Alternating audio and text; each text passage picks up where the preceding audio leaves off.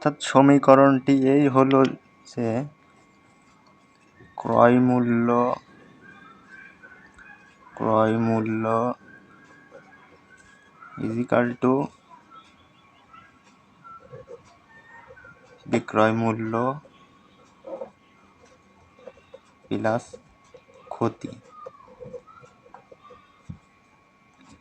এই সমীকরণ দিয়ে আপনি যে কোনো শতাংশের অঙ্ক নির্ভুলভাবে আপনি নির্ণয় করতে পারবেন। অর্থাৎ ক্রয় মূল্য ইজিক্যাল টু বিক্রয় মূল্য প্লাস ক্ষতি। দেখুন এখানে ক্ষতিটা কত পার্সেন্ট সেটা দেওয়া আছে, কিন্তু কত টাকা ক্ষতি হলো সেটা দেওয়া নাই। অর্থাৎ এই পার্সেন্টটাকে আমাদের কত টাকায় ক্ষতি হলো সেটা নির্ণয় করতে হবে। তারপরে সেটাকে ঘড়িটার বিক্রয় মূল্যের সঙ্গে যোগ করলে আমরা ক্রয় মূল্যটা পেয়ে যাব। এখন আমরা ধরি ক্রয় মূল্য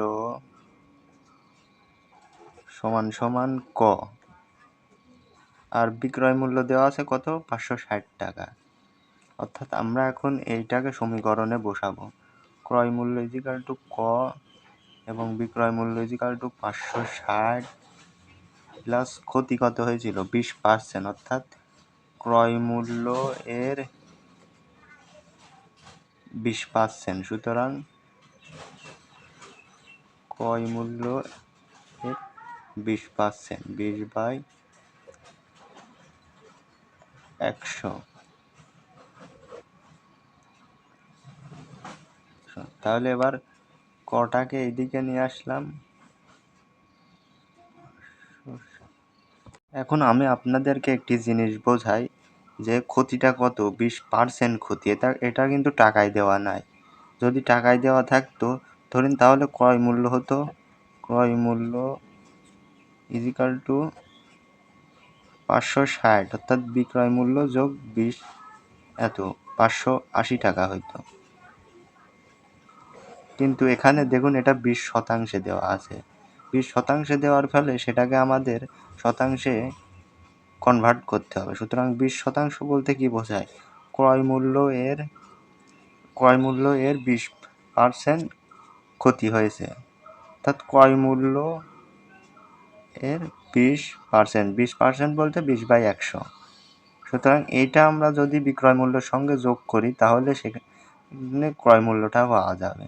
সুতরাং ক্রয় মূল্য ক ইজিক্যাল টু বিক্রয় মূল্য 560 প্লাস ক ইন্টু ক্রয় মূল্যের 20/100। সুতরাং কটাকে এদিকে নিয়ে আসলাম, ক টু 20/100। সুতরাং 560 বা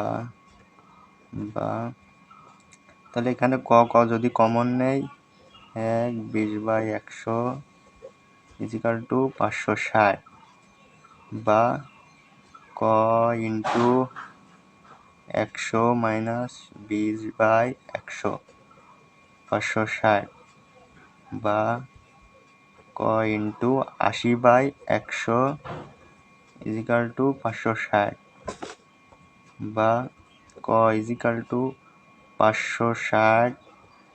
দেখুন এবার যদি 80/100কে আমরা ওই পাশে নিয়ে যাই তাহলে 100 উপরে যাবে, 80 নিচে হবে, সেটা 100/80। অর্থাৎ এখানে দেখুন 100 আর 10 যদি কাটি, 100 এটাকে যদি আমরা কাটি তাহলে ক ইজিক্যাল টু 700 হয়। সুতরাং 700 হয়। সুতরাং ক্রয় মূল্য ইজিক্যাল টু 700 টাকা। অর্থাৎ একটি ঘড়ি 560 টাকায় বিক্রয় করলে 20% ক্ষতি হলো। সুতরাং ঘড়িটির ক্রয় মূল্য ছিল 700 টাকা।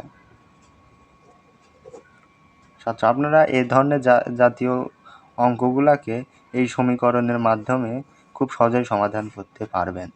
অর্থাৎ ক্রয় মূল্য ইজিক্যাল টু বিক্রয় মূল্য প্লাস ক্ষতি। অর্থাৎ ক্ষতিটাকে যদি শতাংশে দেওয়া থাকে সেটাকে টাকায় রূপান্তর করতে হবে। যদি টাকায় দেওয়া থাকে তাহলে সরাসরি আপনারা এই ফর্মুলার মাধ্যমে করতে পারবেন।